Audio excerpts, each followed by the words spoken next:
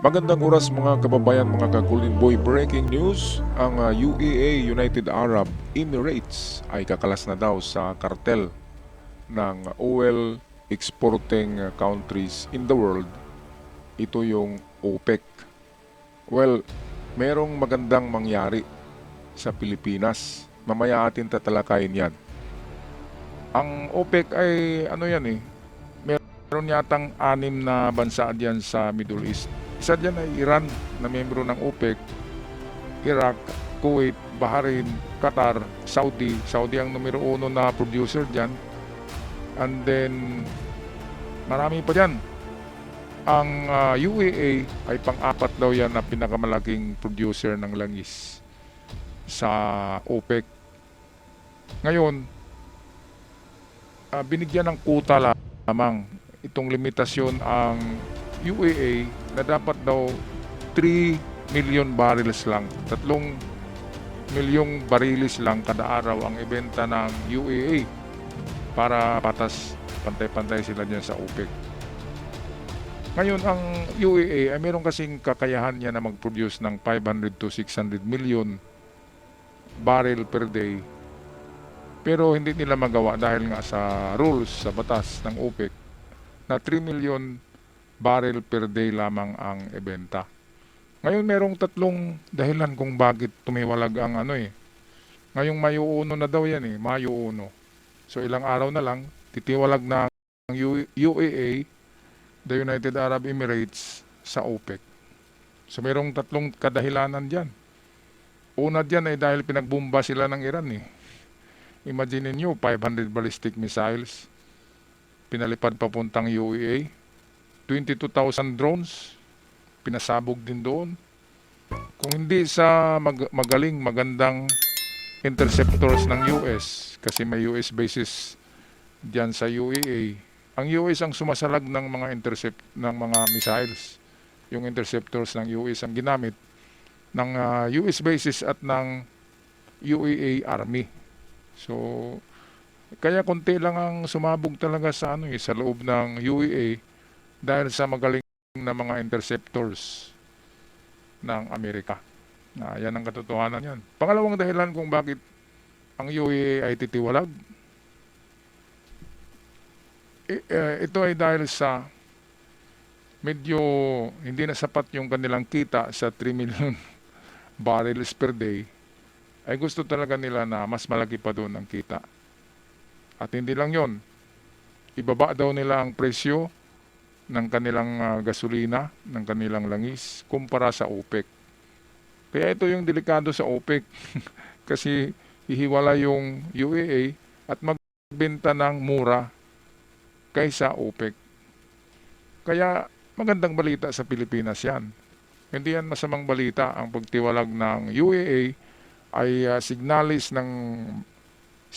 yan ng magandang mangyayari sa Pilipinas. Dahil bababa ang presyo ng langis sa atin. Hindi pa nga ngayon natin maramdaman yan, pero sigurado pagkatapos na ng gulo diyan sa Hormuz ay yung 50 pesos na per liter natin noon bago ang giyera ay baka mangyari niyan, baka 40 pesos na lang kapag sa UAE nakukuha ang Pilipinas ng langis. Okay, so ito ang balita. Tagalog version ito ng UNTV atin pakinggan. 14 countries o OPEC epektibo sa Mayo 1 ngayong taon.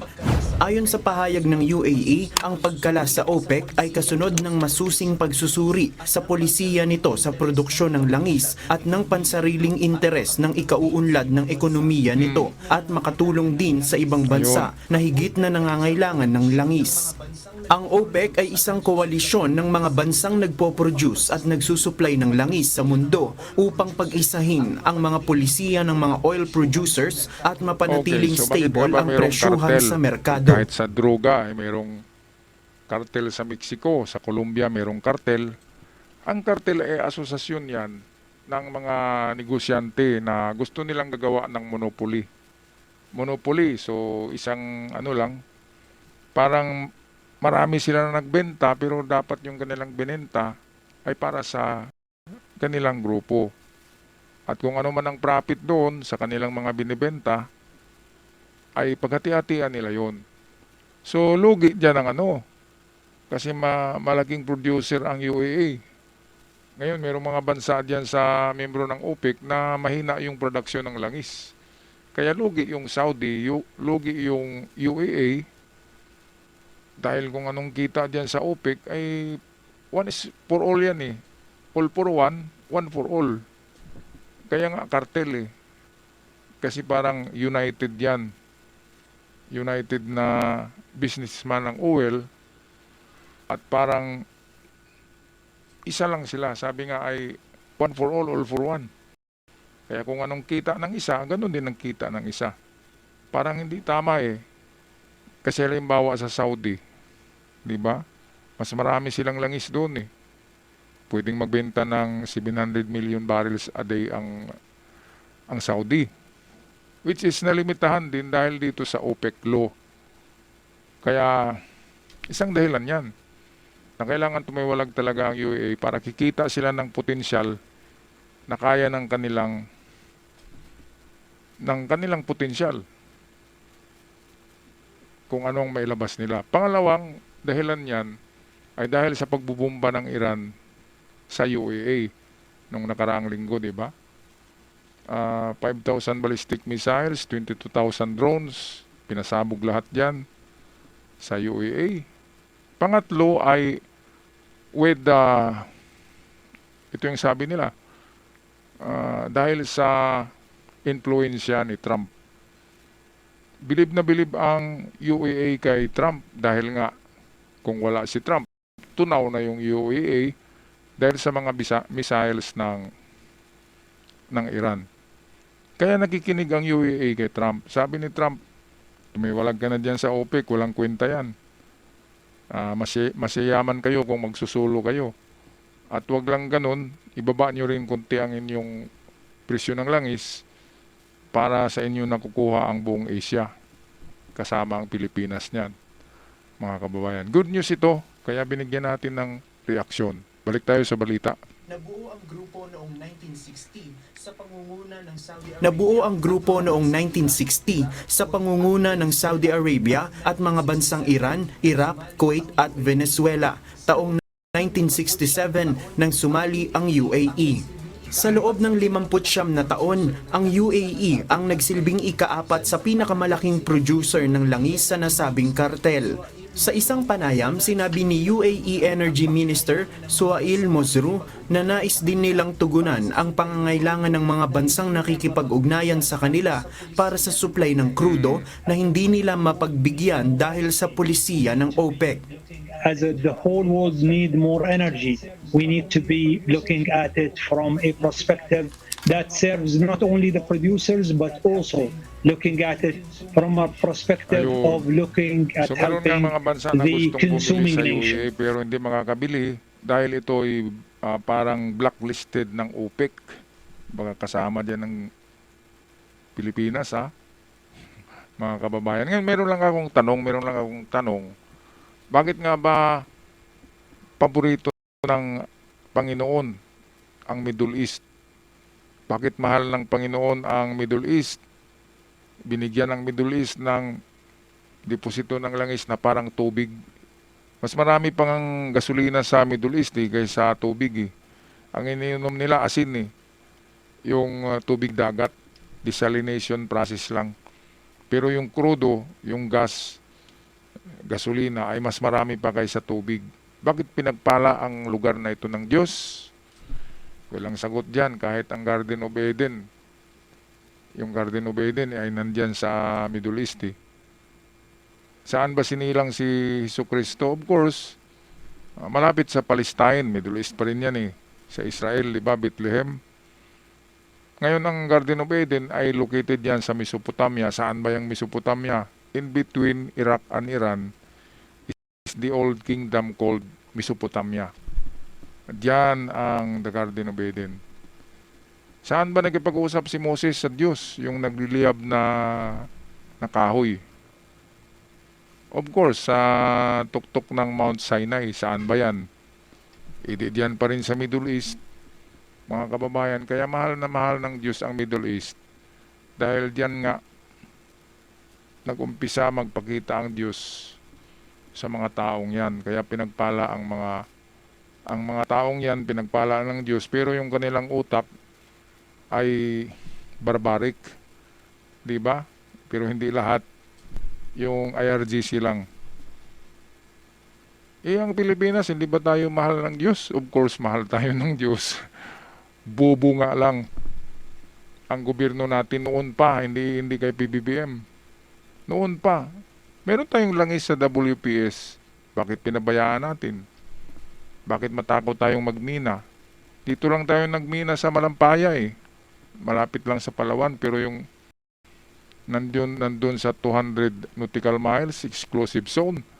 Takot tayo dun kasi nandun ang China. Diba? Gusto pa natin na papasukin ng China, joint ventures daw eh. Tapos out ang Amerika, napakalaging kagulo. Napakalaging katarantaduhan yan. Bakit ibigay natin sa China yung pagmimina? Ibigay na lang natin sa US yan, total ang US. Hindi yan mga agaw ng teritoryo. Bagkos, binigyan tayo eh. Yung Pilipinas, teritoryo talaga to ng Amerika eh. Bininta lang tayo sa Spain. Di ba? At binili tayo muli ng Amerika. At binigyan tayo ng kalayaan. Grabe ang sakripisyo ng Amerika sa Pilipinas. Binili tayo galing sa Spain. Bininta tayo ng yung peso. Yung pagbenta ng Spain sa Pilipinas sa US, binili tayo. Kaya nagiging US colony tayo. At dahil napakataas ng ating ego, dahil nga mixed blood na tayo ng Spanish eh. Ma-pride tayo kaya gusto natin ng independence. Ngayon anong nangyari sa independence na yan? Diba? Ganito tayo ngayon. Kung 58 state tayo, ika-50 state tayo na hindi sana makuha yung Hawaii, tayo yung first choice ng Amerika. Kung tayo naging 50 state ng Amerika, hindi ganito ang ating politika, hindi ganito tayo kahirap ngayon. Kasi ang standard of living natin, American. At tayo ay American. Ang ating edukasyon, ang mga eskwelahan ay American. Bakit ang mga kababayan natin, naglutatayon, gustong maging Amerikana, maputi. Tapos gusto natin ng independence. Kalukuhan yung ginawa ng mga ano natin eh. Independence. Hindi naman tayo ini-slave ng Amerika. Ang nag-slave sa atin ay Spain. Tinatawag tayo ng Spain na mga Indio, na mga idiot. Yun ang tawag nila sa atin. Pero ang mga Amerikano hindi yan nagsabi sa atin ng ganyan. Mahal tayo ng Amerikano. Kinakanlong tayo ng Amerikano noon. Grabe. Yun ang malaking pagkakamali ng ating mga forefathers, mga kababayan. Alright, tapusin na natin ng balitang to. Courtesy ng UNTV. Ayon sa mga analyst, posibleng ang hindi pagkakaunawaan sa production quota ang isa sa dahilan. Ayon sa mga analyst, posibleng ang hindi pagkakaunawaan sa production quota ang isa sa dahilan ng pag-alis ng UAE. Dahil sa mababang quota, napipigilan ang OPEC members na mag-export ng mas marami at kumita ng mas mataas. Bukod dyan, ang giyera ng US at Iran ay may malaki ring impluensya dahil ayon kay Masru, marami sa mga shipment nito ang naantala na dahil sa sigalot sa Strait of Hormuz. 80% ng liquefied natural gas exports ng UAE patungong Asia ay dumadaan sa Hormuz Strait. Ano ang epekto ng pag-alis ng UAE sa OPEC sa Asia at sa Pilipinas? Mangangahulugan ito ng mas mataas na produksyon at export ng krudo dahil wala na itong kota na dapat sundin. Sa ilalim ng OPEC, hanggang 3.2 million barrels per day lang ang pwedeng i-produce ng UAE. Sa pag-exit nito, posible na itong abutin ang target na 5 million barrels per day. Higit na makikinabang dito ang Asia na isang major oil-consuming region. Ng UAE sa OPEC cartel ng langis sa the Middle East. Alright, anong masasabi nyo dito? Good news ba o bad news itong pagtiwalag ng UAE, United Arab Emirates, sa kartel ng langis na tinatawag na OPEC. Pag-comment sa ating comment section at ako'y magpaalam at magpapasalamat ako sa mga bagong nag-subscribe sa channel at sa aking event followers, of course.